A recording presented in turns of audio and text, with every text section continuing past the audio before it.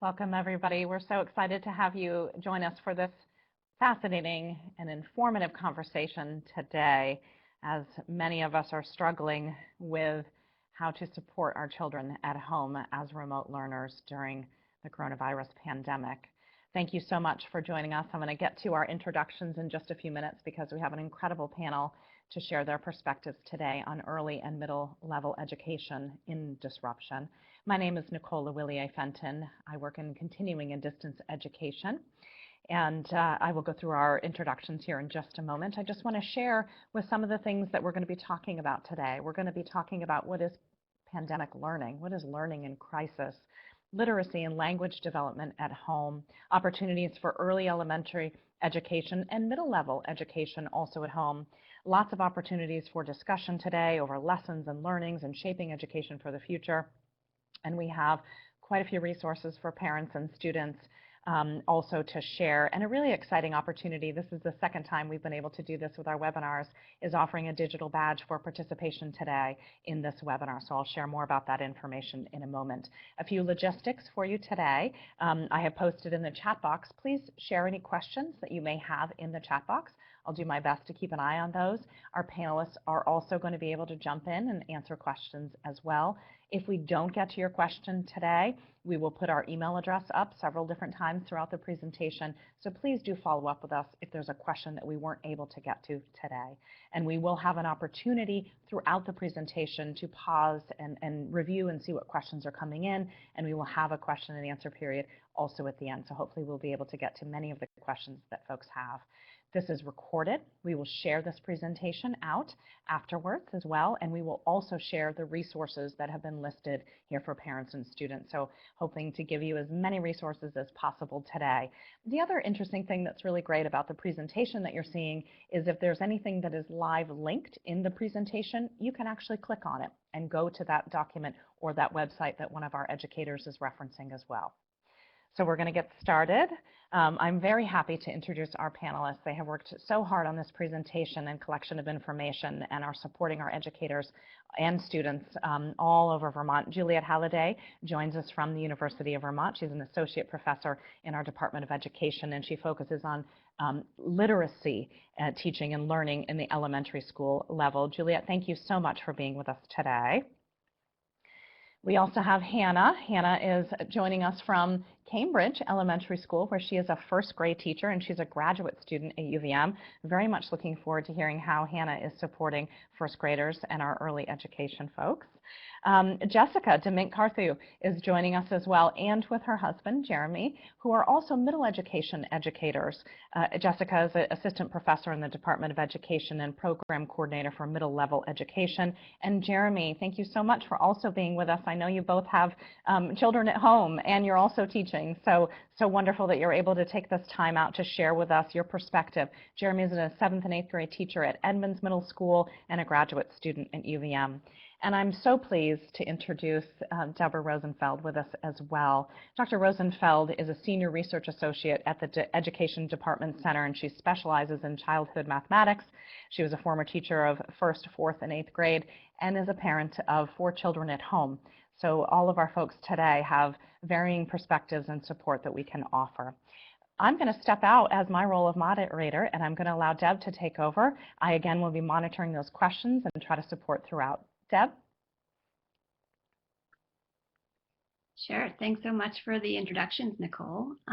We're all very excited to be here and to share as much as we can with the people listening in. We appreciate you joining us. And we thought we'd start by framing the context that we're all finding ourselves in right now as something that's different than anyone has really experienced. It's not homeschooling. We still have teachers who are remote, supporting and reaching out to families.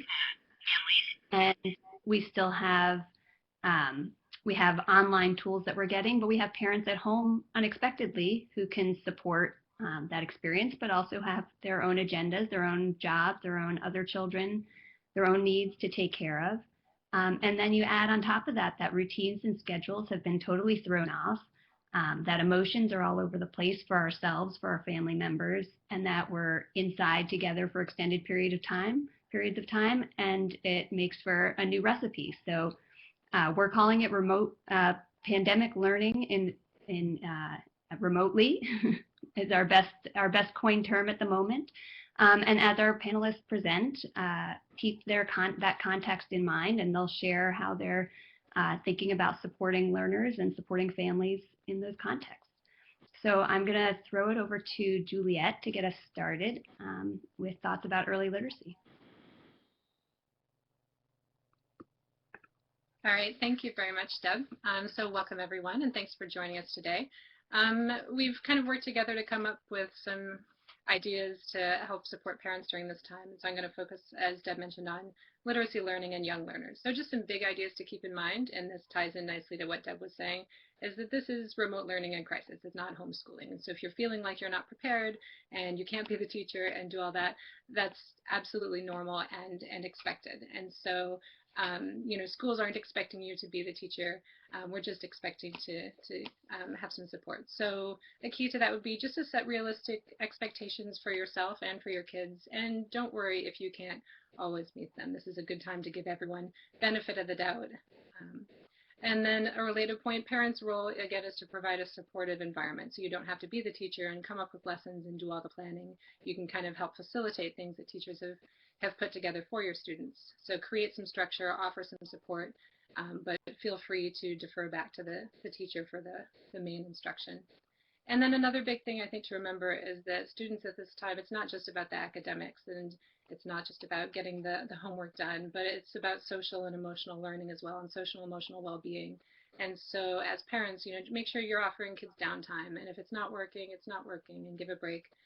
Also personal connections. Kids are really missing those social connections that they get. And as much as they love their family, they love their friends. And so it's important to find ways to kind of keep them connected as much as you can. And then just lots of patience, understanding that this is not normal and we're all going through things and processing it differently. And just if ever there was a time for extra understanding and patience, this is it.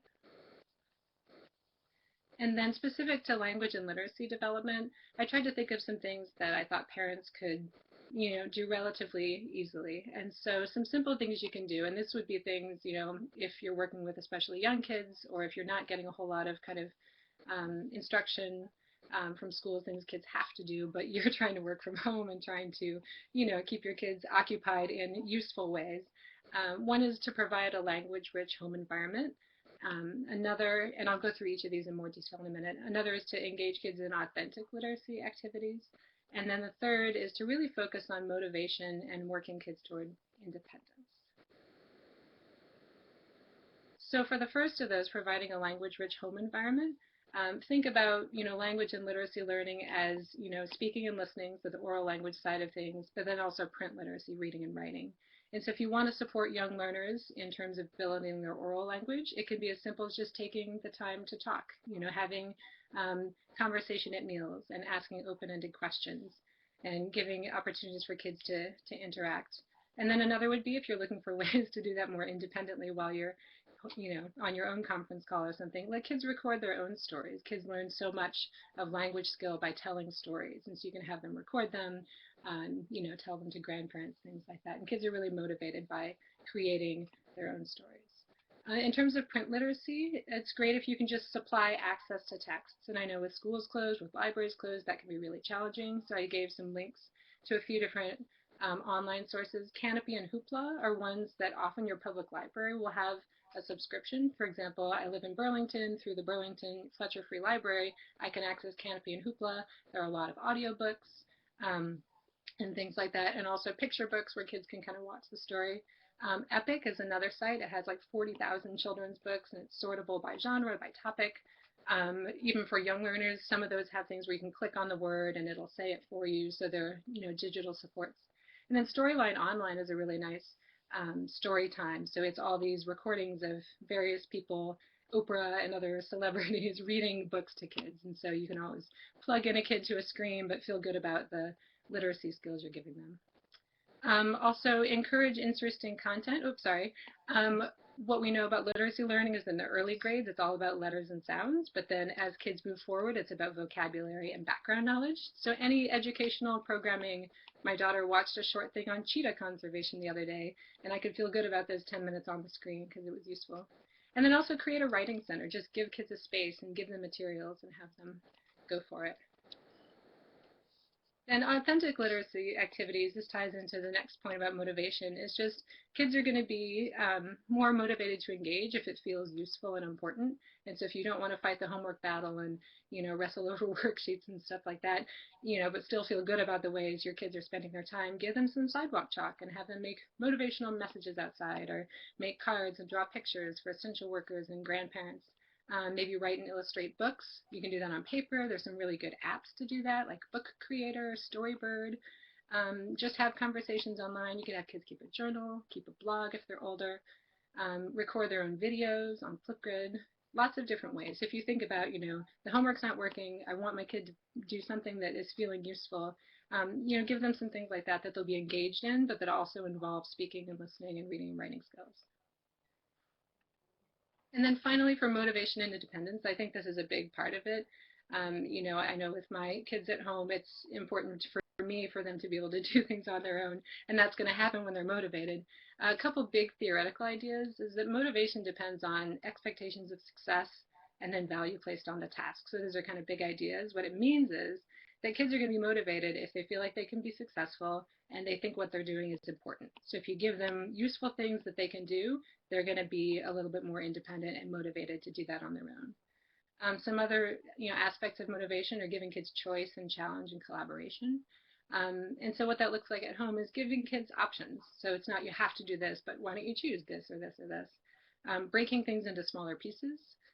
Setting reasonable timelines and checking in. I know I'm using the timer a lot at my house, so like I'm going to come back in 15 minutes and let's talk about this. I'll come back in half an hour and let's see what this is. And then celebrate successes. This is challenging for kids, and so just acknowledging their effort, acknowledging the work that they're putting in, and really being proud of what they've done, I think will go a long way.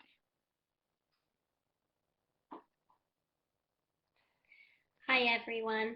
My name is Hannah Luce, and I teach first grade at Cambridge Elementary School.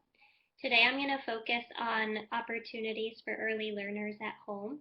I'm going to start by talking about literacy and then move into mathematics, and then finally how you can promote emotional well-being in your young child at home. So to go off from what Juliet has shared with all of us, I'm going to talk about some early reading routines. So one thing that you can do to help your child with learning at home is setting regular reading routines and sharing books often. So I've linked in here a presentation by Executive Director of the Children's Literacy Foundation about good strategies for read-alouds at home. But basically you're thinking about letting your child choose the books that they're interested in, settling into a routine. So maybe your nightly routine is reading before bedtime. And then, like Juliet also mentioned, comprehension and open-ended questions are really important. So just engage your child with the book. Ask them what they think about characters and why characters are doing certain things. Just make it fun and engaging for them. Another thing that's really important to promote education at home is having independent reading time for your child. So we know that children that read more are more successful with reading. So I've linked in a video series that teaches your child how to build reading stamina. So being able to read for longer periods of time. The videos serve as really helpful reminders for how to avoid distractions and what it looks like to be a focused reader. So those are a lot of lessons that we teach kids early on in the year, but it's really important to revisit them, especially as we've experienced a lot of disruptions to learning lately. And then I also included this graphic over here that I got from our math coach at Cambridge. And it just says, scientists have recently determined that it takes approximately 400 repetitions to create a new synapse in the brain unless it is done with play, in which case it takes between 10 and 20 repetitions. So I think that it's really important to just remember with early learners that we really want to provide as many play-based experiences as possible. So any time that you can engage your kids with games, those are really helpful too. So I've listed Bananagrams, Boggle, Boggle Jr., Cranium Kidoo, and Scrabble as some possibilities that get your kid reading and involved in making and breaking words, and maybe some basic writing activities as well. So those are all really helpful in building early literacy. Also, I wanted to touch on early mathematics. So the program that a lot of Vermont schools use is called Bridges Mathematics, and it's a program for kindergarten through 5th grade students. And one of the reasons that the program is so successful is that it provides a lot of hands-on opportunities and game-based learning. So over here it says children must hold math in their hands before they can hold it in their heads. So one thing that we focus on a lot at the early grades is kids building models and having tools in their hands to use. And one thing that I've noticed that has been really challenging as we step out of the classroom is putting tools in my students' hands. So I've linked in some online manipulatives through the Math Learning Center that mimic the materials that we use in the classroom. So students can access these through computers or iPads, and they can create visual models of the problems that they're being asked to solve. I also linked in family guides. I know that there's a discrepancy between how we learned math and now how our students are learning math, and that can be really challenging. So if you're struggling to teach or help your child through problems at home, you can check out these family guides and you can see sample problems and how you would go about solving them the way that your child's teacher is asking them to solve the problems. Again, games are really, really important. So these games are aligned to what your child is learning in school. They're sorted out by topic. So if your student's working on geometry, addition, subtraction, you can go ahead and find that subheading and then find games that are age appropriate for your child. The most important thing that we can do is to get kids really excited about learning. So if they're excited about it, then they're going to want to do it more. So for example, we were doing geometry and fractions for the last several weeks, and we asked families to get involved in baking. We had kids that were making Play-Doh pies and cutting them up and showing their work that way. So all the different ways that we can be putting things in kids' hands and getting them more involved. And then finally, I wanted to talk about putting emotional well-being before academics. So it's really important to understand that even our youngest students are really feeling the disruption and the stress and anxiety brought about by the pandemic.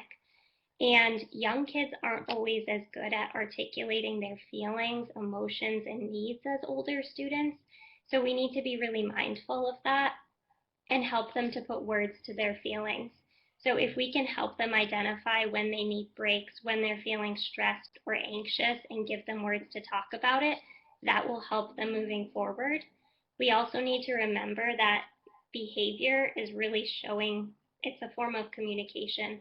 So if your child is breaking down or getting angry or frustrated, they're trying to communicate a need to you, and you need to help them figure out what they're feeling and how you can help them fix it. So I put this word in here, co-regulate. So we're looking for you to find strategies to help your child regulate if they are having feelings of frustration or anxiety. So that might look like saying, okay, we're going to step away from learning right now. We're going to go take a walk. We're going to go ride your bike. We're going to watch a show. Whatever it is that helps your child unwind, de-stress, and then maybe be ready for learning a little bit later in the day. And then the one last thing that I wanted to share is this idea of a cognitive distraction. And for students that are particularly, and this can be true for young students or older students, sometimes they need something called a cognitive distraction. It's not enough to just say, okay, go take a walk, because their brain can still get stuck on the things that they're feeling upset about. And something like solving a puzzle or doing a crossword that's going to take their mind off from what they're feeling frustrated about is far more helpful. So I've linked in a video there. If your child's particularly anxious, it might be helpful to learn more about that as a tool that you can use with your child. Deb, I just want to pause here for just one moment as we about to move into more information about middle school learning. Both Juliet and Hannah, we're getting a lot of questions about where do you draw that line of asking for additional support from the instructors. I don't know, Hannah, if you could just share with us kind of your check-in schedule or things like that that you might be doing with the younger learners, and maybe Juliet, if you have any perspective on that too. Yeah, so I'm happy to share. We're being asked to check in with every child every day, but those check-ins look a little bit different. So we're putting out a Google form daily that's just a quick check-in of how are you feeling today? Did you have breakfast? Anything that you would like to share. And we kind of use those to guide which students might need a phone call, a video chat, or another more authentic real-time communication from their teacher. And then we're letting parents guide that as well. When questions come up, we'll make phone calls, video chats. I have several kids that I check in with through video chats a couple times a week. I'm also holding live morning meetings, so my kids have a chance to check in with myself and their classmates. And then, yeah, we're kind of letting the parents guide that a little bit with how much they feel their child needs to communicate with the teacher and when questions arise for them. Great, thank you so much. Deb, did you want to jump in at all before we move on to middle school, or should we just? Sure. Yeah, no, I'm eager to hear the middle school perspective as well. I was thinking of just highlighting a few things that really have been wonderful so far, and I see people appreciating as well in the chat box. That really this idea that the learning that's happening at home can be organic, can be a part of the regular routines, can be a part of play, the natural way that kids and families are interacting. You both mentioned about how play and things of interest will really motivate the child to do things, and just the opportunities within the things that typically engage kids, playing games, board games, imaginary play games, telling stories, connecting with grandparents, whatever it is, getting outside. We're so fortunate to be in Vermont and have so much opportunities in nature. All those things that we might not, as adults, typically think of as the opportunities for supporting our kids' learning, they kind of help as well with that social emotional piece of improving mood, connecting with the child's interest in order to show that you're engaging with them, and all sorts of things along those lines. So I really appreciate that perspective, and I appreciate the way that Hannah described as well, the reaching out between teachers and their students. I think that as parents, a lot of people are trying to navigate this line of both when do I reach out for support, but also even if I'm not feeling like I need to reach out for support, when do I draw back with my own child to avoid, like Juliet was saying, this homework battle, and instead really remember that support and attending to their needs is the priority above the actual concrete learning that might be coming from the school. So I think a conversation not just for how do I engage my child and support them, but also communication with or without your child about the reality of your home situation and what might be feasible for you is really helpful for people to hear and think about for their own situations. I know it's very different as we move towards the middle level learners, thinking about, these young kids who are used to having a lot of guidance from adults, and then the middle schoolers trying to figure out their own independence. So I'd love to throw it over to Jessica and Jeremy to share their perspectives, and then we can have some more conversation. Awesome. So just a reminder, I'm Jessica. And I'm Jeremy. And we're going to talk to you a little bit about how to support middle level students during this strange circumstance that we find ourselves in. Disclaimer, I think that we all share is that there is no guidebook for this. This is uncharted territory. I don't think any of us are, or anybody is an expert in, remote learning during a pandemic. So we're very much in this situation of like building the plane while we're flying it. We're in an interesting situation, the two of us, because I'm a middle grades researcher and I teach middle school teachers. I'm a middle school teacher. And we have a 6th grade daughter at home who's in the other room right now doing remote learning. So we're kind of seeing this from lots of different angles. So what we offer today is just some perspective from our own experiences and background knowledge. And we'd encourage you to take what works for you and leave behind what doesn't, because this, I think, everything is very kid-specific and family-specific. So a couple of these points have already been mentioned, but one thing that we've been trying to do is create some guideposts for ourselves during this uncharted territory to kind of help us chart the course. So the first of these guideposts is to remind each other when we're feeling especially stressed and anxious that this is crisis learning, not homeschooling, not business as usual. I think that families are feeling a lot of pressure fed into by social media to be doing a lot of exciting, amazing things with their kids during this time. And that is tone deaf, I think, to the fact that we are doing this against the backdrop of collective grief and anxiety and fear, and that our young learners are experiencing that as well, and that we are in an unsustainable situation right now. So we need to cut ourselves some slack. And that we're very much in triage mode. So for me, and for us, I'll say keeping our eye on the big picture is really helpful. So, and the big picture for us is that we want to help carry our kiddo through this phase of pandemic learning so that they come out the other side prepared to continue to engage as a learner. And so our goals for that are that we want her to walk out of this pandemic healthy, physically and social, emotionally, knowing that she's loved and we're here for her, and having a positive self-image, right? And that if those things are in place, then she should be in a position where when she re-enters school, she's prepared to learn. There's a common, there's a popular phrase in education, Maslow's before Bloom's, which is that we need to think about Maslow's hierarchy of needs, the fact that young people need to feel safe, adults need to feel safe, and that their basic needs are being met before they can learn.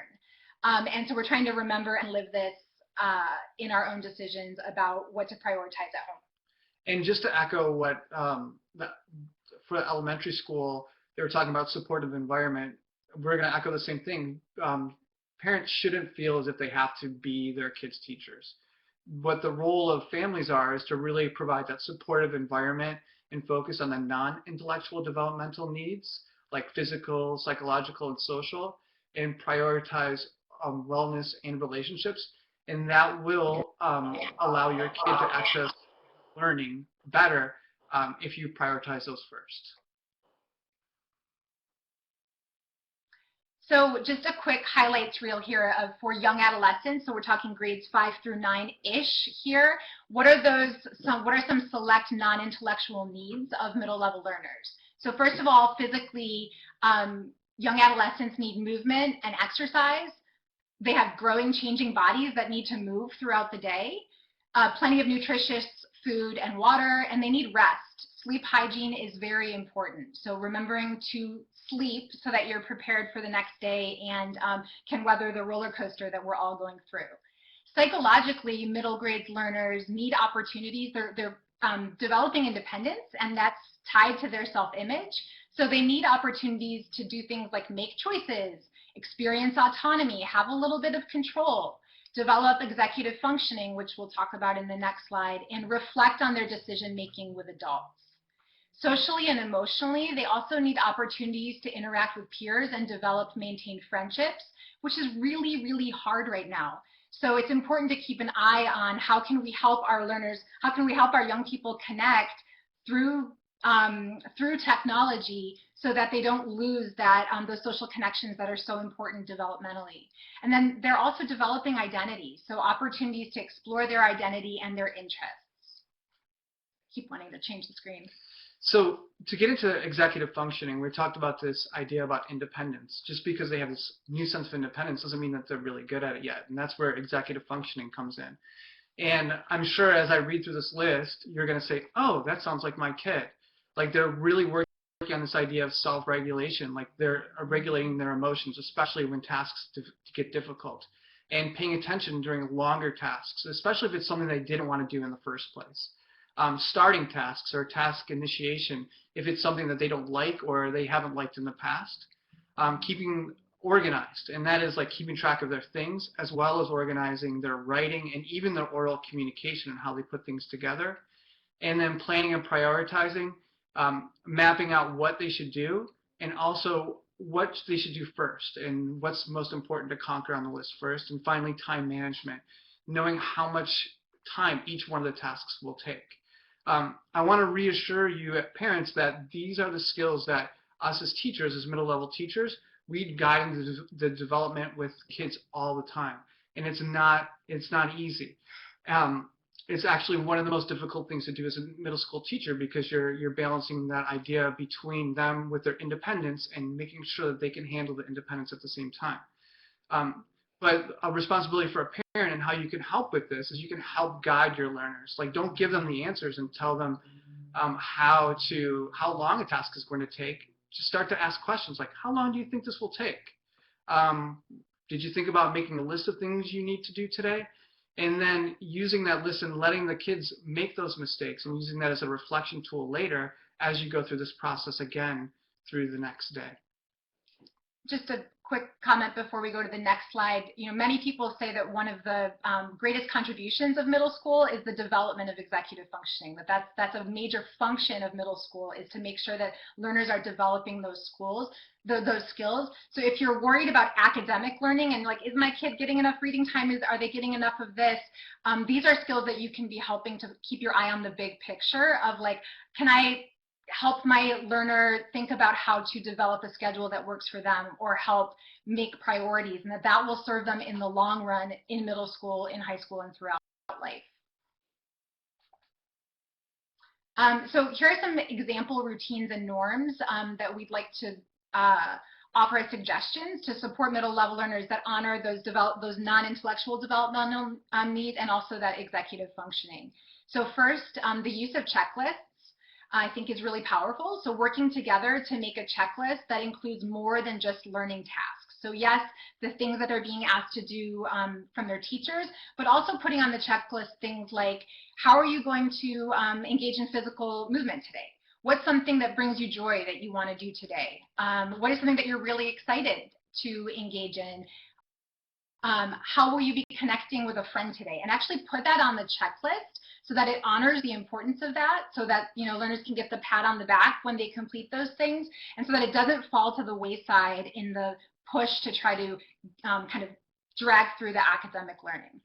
And we suggest the use of morning meetings as a time to catch up with your kid, to create those lists, and really as a time for reflection, thinking about what really worked well the day before and what changes can we make the next day in order to foster this learning and foster this independence and to make things go easier. But it's really important that you use that idea and that time to let them fail if they need to, and then use that as a reflection. And there's a link in here of an article about a family that's doing some really great fun ideas with their daily morning meeting in order to make it more just about creating a checklist, but also as a time for families to get together and process it fun ways. And then again, with this idea of trying to keep things reasonable and establish norms, middle grade students, I think all learners, sometimes struggle with what to do when they're stuck. So we would encourage to establish some norms for what to do when that happens. One that I know a lot of teachers use is the idea of ask 3 before me. So in this case, that might be, hey, if I'm stuck on a math problem or something just really doesn't make sense, I can go to an online resource like Khan Academy to see if I can find an alternative way to have that explained to me. I can call a friend for 5 minutes to ask that question, or a classmate, or I can email my teacher or write it down for a future check-in with that teacher. So that removes you as like the initial person who needs to answer those questions and gives kind of a filter before they come to you.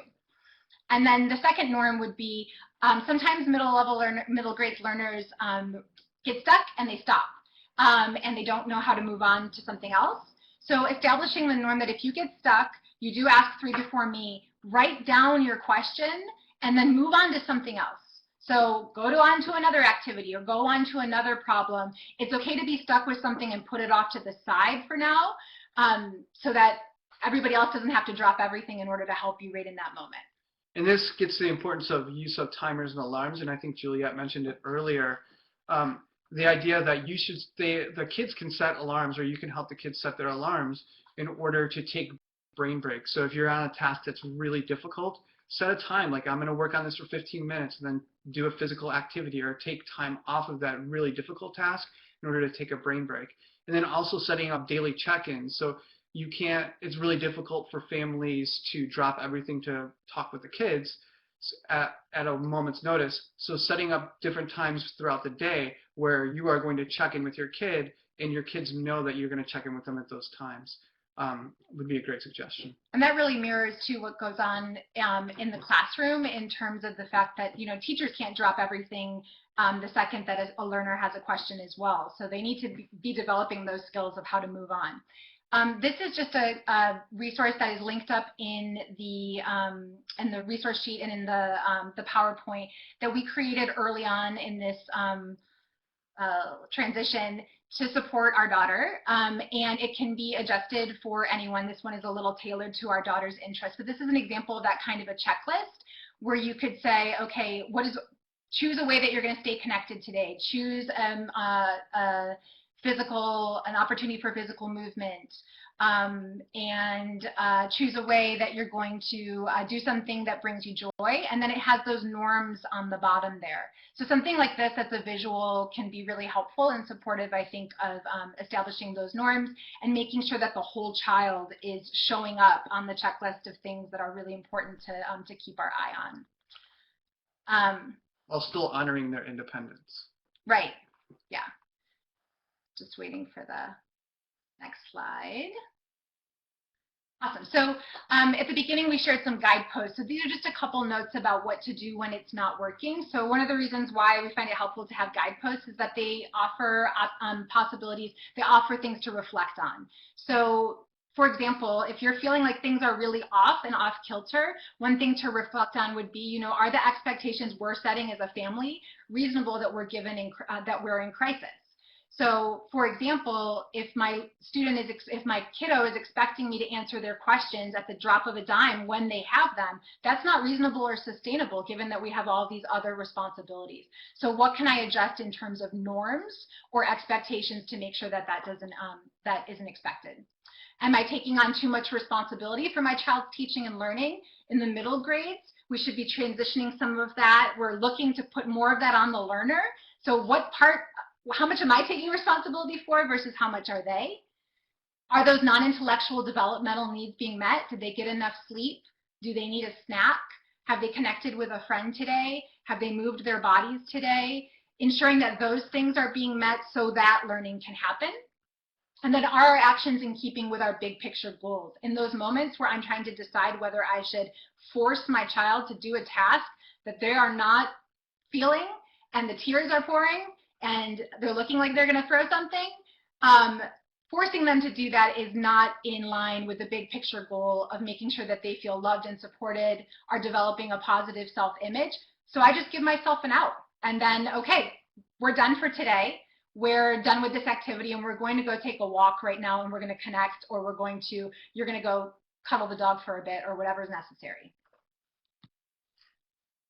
So in that moment of struggle or in that moment of upset, it's really important because usually it's both the parent and the kid are feeling that same kind of tension. It's really important to take a break, and 10 to 15-minute break, and do something that's very different from the task that they were trying to achieve, like kick the soccer ball around, or color, or draw, or do something that gives your kid, whoever they are, a task that they really enjoy.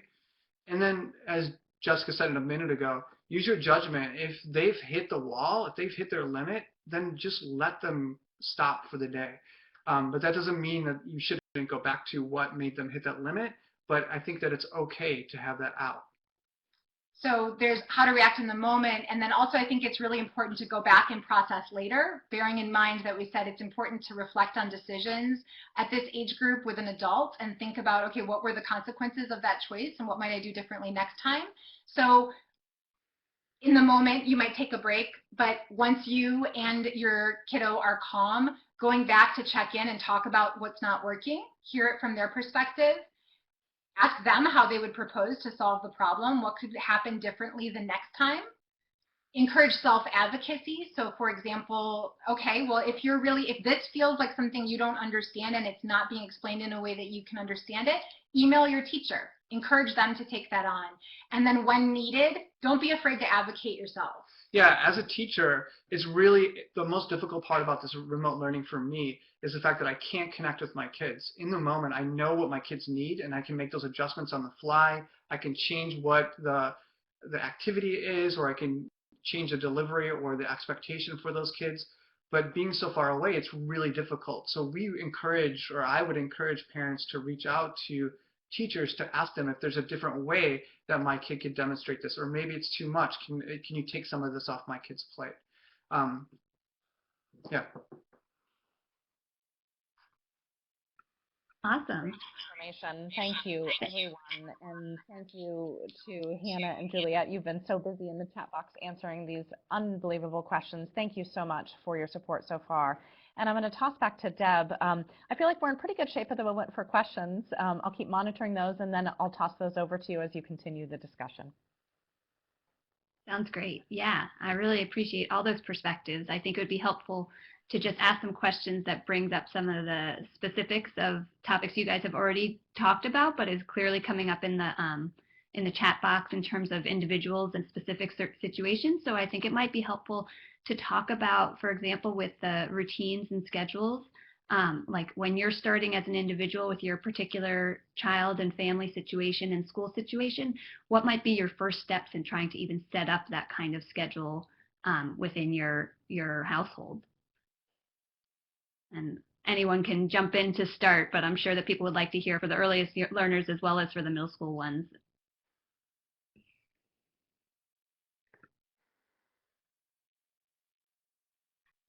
Juliet. Yeah, I can go ahead and start. I think that a really good place to start is just asking your child.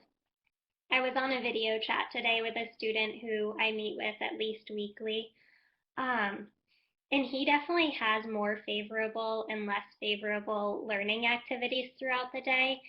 And I know just getting to sit with him and his mom and discuss what he really enjoys about the day and what he doesn't like as much has been really helpful. And we've thought about starting his day with math and then getting a snack before we ask him to read. And he really enjoys math, so it's a really easy way to begin his day. And then putting a snack before reading, and then, like, for example, a biking break after reading is really helpful for him because we're thinking about a more favorable activity than a less favorable activity, but then getting his body moving. So I think it's really important to just notice what your student's liking, to think about order of the day, and then also lots of opportunities for breaks as well, especially after less favorable activities, thinking about how you can get that joy back into their day again.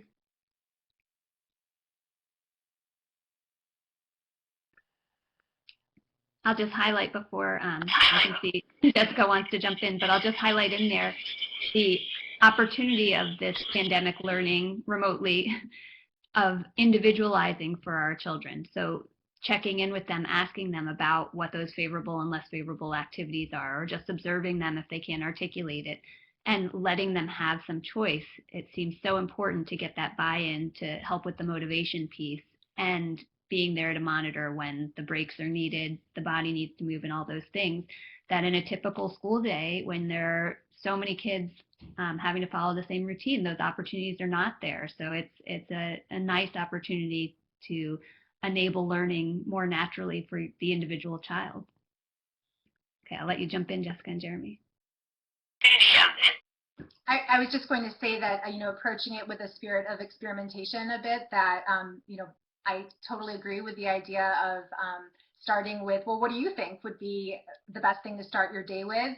And then knowing that our learners are, developing executive functioning skills, that they may make the wrong choices. So they might say, for example, I'm going to keep all of my least favorable activities for the end of the day. And you can see that that's not probably the best choice. I would say that with the middle level learners, it's hard sometimes to watch them make those choices and then fail, but that I think it's really important, and that's some of the learning that can take place right now as well. Is okay, try that, and then let's talk about it tomorrow. How did it go?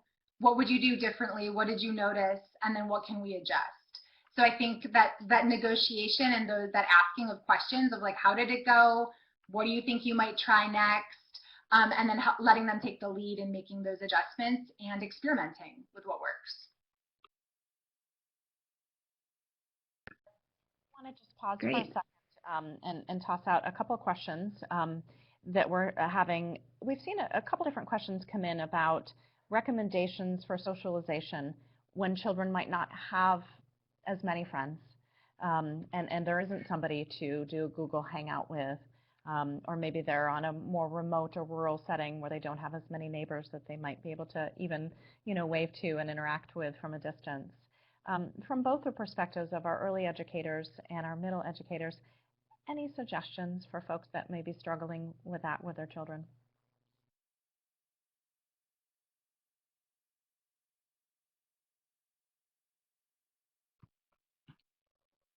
Oh, so I know that with my daughter, they have their teachers have created this opportunity for kids to have meetups with 2 or 3 kids at a time with a teacher in the room. And I know that my daughter, she just has lunch and they eat lunch together with those 2 or 3 people and the teacher, and they just talk about random things, and it really fulfills a need in her day. So maybe asking a teacher if they could set up something like that, an informal lunchtime meetup with some kids, I think that would be a great opportunity for them. Yeah, and I think that's one of those examples where you might advocate to your teacher, your child's teacher, and say, my kid's struggling to find people that they can connect with socially right now. I can tell that they need that. Can you help me make those connections? And that might be something like pulling together a little virtual lunch bunch. I know that if there's a silly prompt for the day that's part of morning meeting, having 2 or 3 students come together to talk about that might be a way to do that in a way that feels organic.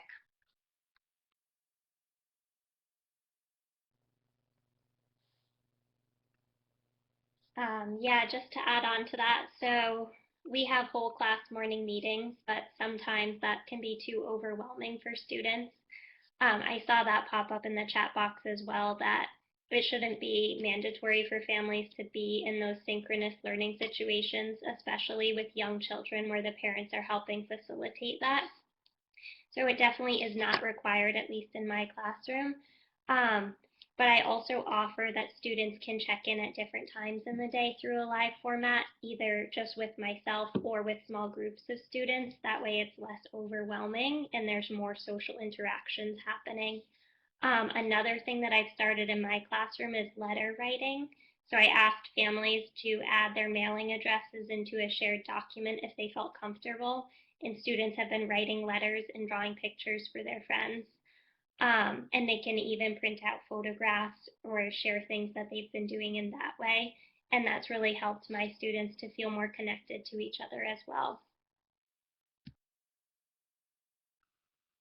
I'll chime in just briefly also from, sorry, Nicole, from the early learner side. I think it can be challenging. Some people have mentioned this in the comments for young kids to really get engaged, with Zoom and things. Middle schoolers maybe are more used to the screens and the social media and that kind of interaction, but to get a kindergartner to sit down and web chat with people can be challenging. They really want the face-to-face.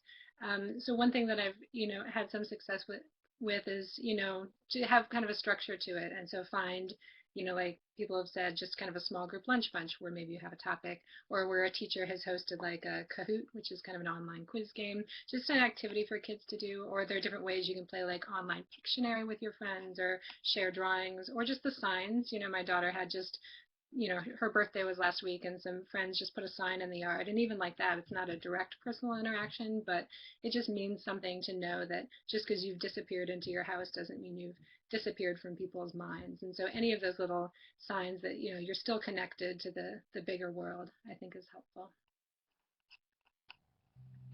I wanted to add to that, having toddlers at home who are almost 3, that one thing we find very important for them in terms of this connection, because it is very abstract and not the same to just watch things online, is to use the local live streams or recorded videos of things that they have actually experienced in the real world, and then see it there. So for example, they were regulars at story time and at music at our local library, and those are being continued through weekly videos or live streams of those. It's the same routine. Like when you come in, you hear the same songs, the same kind of rhymes, all those kinds of things. And that actually captures their attention. So if you can find some local connection rather than just like the most popular singer for kids kind of thing, I think that really helps with that. I appreciated the point made about finding a shared interest or a shared game play, how we were talking at the beginning about motivation, in terms of bringing people together so that it's not necessarily just to chat, and that might put some pressure on some kids that are less comfortable or not, but if they have a game or an actual interest, they're all engaging in that same thing together is helpful. And then like Hannah was saying with letter writing and stuff, I just don't want to forget about family, that grandparents love getting calls, aunts, uncles, cousins, neighbors, elderly neighbors. Telephones are easy to use. It doesn't have to be video. It could be in written form. It could be in verbal form, pictures, all those kinds of things. So there's lots of opportunities for those ways to reach out and stay connected, which we've all said is so important to that social emotional piece as well. Nicole, I'll give you a chance in case you're itching to get another question out there from the chat. Well, it's perfect timing too, as we're talking about what is and the crystal ball's clearly not working lately, but what is the future like? And one question that I think is really on target with that is, how do we help with the transition of our students back into more traditional learning? Has that been a conversation that anyone has been having yet? And I know parents are probably thinking about that as we start to hopefully explore what the fall would look like.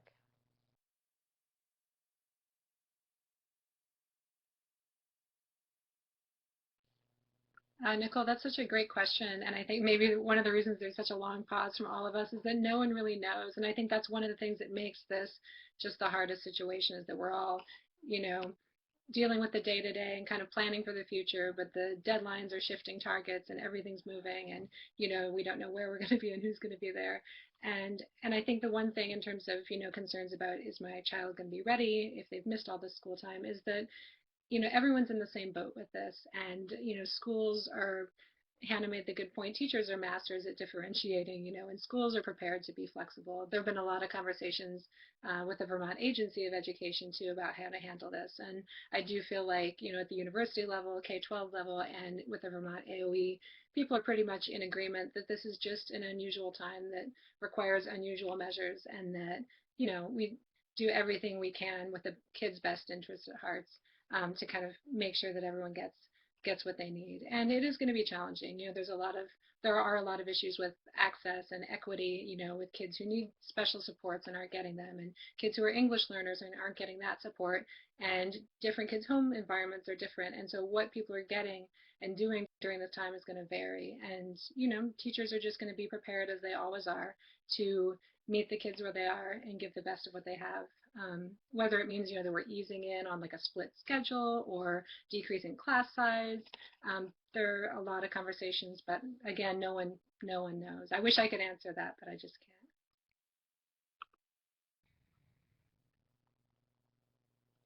I did want to point out that we have a lot of different resources up here, and so everybody has shared.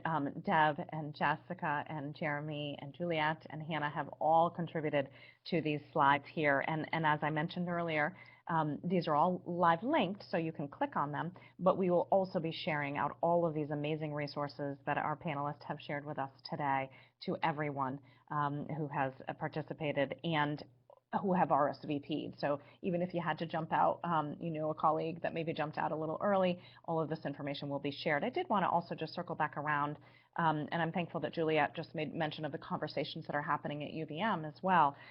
There's a variety of different pieces of information that are accessible as to what's happening on the UVM campus, what's happening on the UVM Medical Center.